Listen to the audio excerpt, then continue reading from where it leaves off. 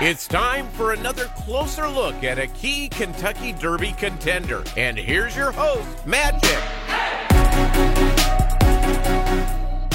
Welcome back to RacingNews.com. I'm Magic. He's Aaron Halterman, and we're here today to talk to you about the top 5 Kentucky Derby prep races as we head into the 2022 Kentucky Derby. And Aaron, the reason this is important is because all of horse racing betting is looking at past races and guessing how that information and what you see is going to work for the next race. So that's what we're here to do.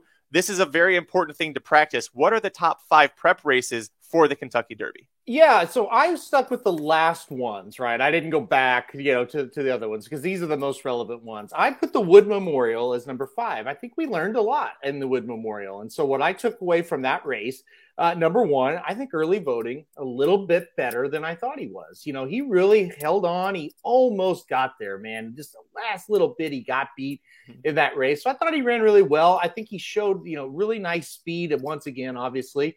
And I think you can kind of take, okay, that's 2 races in a row. He's really went out there and set the pace. If he gets to the Kentucky Derby, which it's kind of 50-50, they're kind of deciding whether to run him there or maybe wait for the Preakness. But if he's there, I think you can really rely on him to be one of those pace horses. So nice horse, held on, grimly, just almost won, got second. The other thing we learned was Mo Donegal is just when he gets in that stretch, he's tough to hold off, man. He really came with a nice move once he got to the stretch. Maybe he's not the most athletic horse in the world. Maybe he can't, be forwardly placed. He's kind of a fun one to watch, and he's kind of getting that reputation of a horse that, win or lose, you can rely on him to make that run. And so that's important. So I had the Wood as number 5.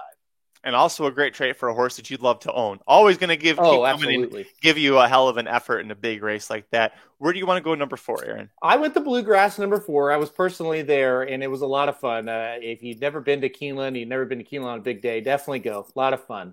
Just a good time, great atmosphere, even in frigid weather. And I mean, it was cold. It was still fun. So Bluegrass number 4, as far as what we learned, how about Zandon? He was really good in this race and was able to kind of make his move on the turn, which I think is really important. Didn't have to make up all the links in the stretch. Was able to make a nice move on the turn and kick clear and win. So I thought he really stamped himself as one we need to take serious. Also with the Bluegrass, it's just Flavien Prat, man. What a rider this guy is. If you paid attention to Keeneland all opening week, gosh, guy just was fantastic. In this race, he just gave this horse a perfect ride. So we learned a lot about Zandon. We learned that he's, we thought he was pretty good going in. Maybe he's even better than we thought coming out of it. Smile Happy thought ran well again. Give him a little bit of credit here. Second in the Louisiana Derby, second in the Bluegrass. He ran well, made his move, just wasn't quite good enough.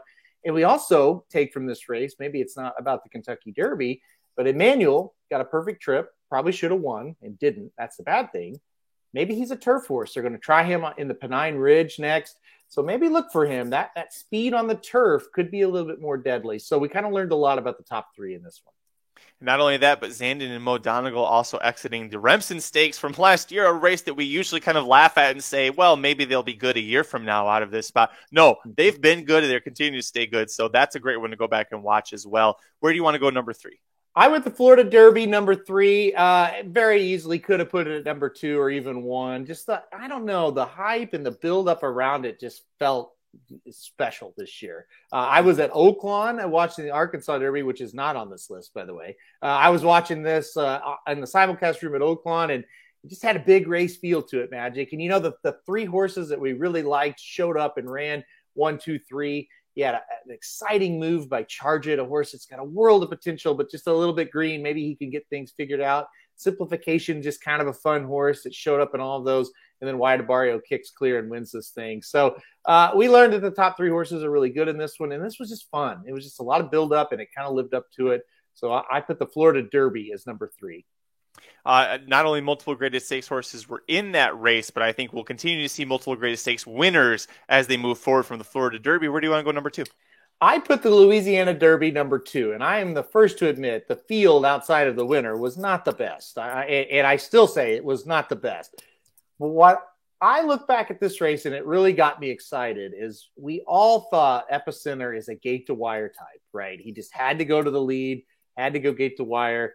for him to sit off the pace, and on the backside, the people that bet us, you, me, Samich, we were like, oh my God, I can't believe they don't have him in the lead. What is going on? Is he not going to fire? What a stupid strategy. But to see him stalk and be calm and then kick out and just motor by those horses like they were standing still, it was just a really fun race, kind of a jaw-dropping type performance. Not that his Risen Star was boring or bad or whatever. It was just, yeah, okay, he went gate to wire. We see that sometimes. But he really, to me, showed me that day he's a really nice horse and has a chance to be great. So Epicenter stalking in the Louisiana Derby, that was number 2 for me. That was definitely exciting to watch.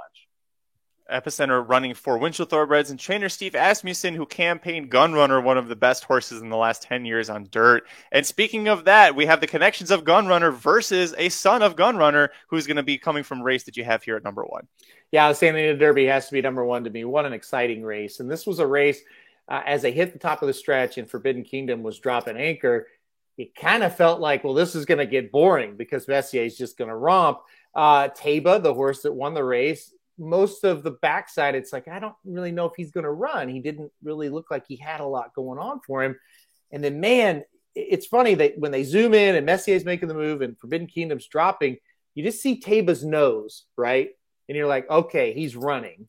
And then it's like, in the stretch, you're like, well, nice second. You're not going to beat Messier here, but a good second. Nice showing for this horse. But him to kick in, kick clear, leave Messier in the dust the last really, 50, 100 yards. That just got the juices flowing. And really, that's the best performance we saw of the Kentucky Derby Trail for me. I mean, that was just really breathtaking for a horse that's been running at 6 furlong races to go a mile and an eighth and beat an established horse like Messier. It was just a really exciting thing. Like I said, Jared and I were at the Bluegrass. We were with our friends, Paul and Monique. Here we are at Keeneland all day long. We saw Golden Pal, which, by the way, that was awesome to see Golden Pal win at Keeneland, man. Just really were pumped. But all night at dinner, all night hanging out, drinking at the hotel lobby, all we talked about was the San Antonio Derby and how fun it was and how good a performance it was. So that's got to be number 1 for me. It's one we continue to talk about, and we're going to talk about for 4 weeks because it's got major Kentucky Derby implications. A race so exciting, they actually improved the Beyer speed figure for him the day after because they still can't figure out how to time races. I mean, they have the time wrong in the standing the Derby, Magic. My God. Anyway, that's okay. I mean, we can figure out the entire strike zone down to the actual millimeter of the correct zone in 2022, but we can't time 5 horses running in a big circle mile and 1/8. It's okay. You know why it's okay? Because at racingdudes.com, we have you covered with every pick, every track across the country. We also have full coverage of the Kentucky Derby and Kentucky Oaks trails there and at youtube.com/racingdudes, which, by the way, if you're interested in the Kentucky Derby, guess what? This guy right here put together a top 5 for the Kentucky Derby and for the Kentucky Oaks as well. Go to youtube.com/racingdudes and watch those right now. Hit like if you like the video, subscribe if you like it. Tell us below in the comments what you think are the top 5 most important Kentucky Derby prep races heading into the big race. We'll see you at the track. This has been a presentation of RacingDudes.com, your destination for all things horse racing and sports betting. Whether you want free winners, expert insider picks, up-to-the-minute trackside weather reports, or podcasts and videos for bettors of all skill levels, never make another wager without visiting the Racing Dudes. First,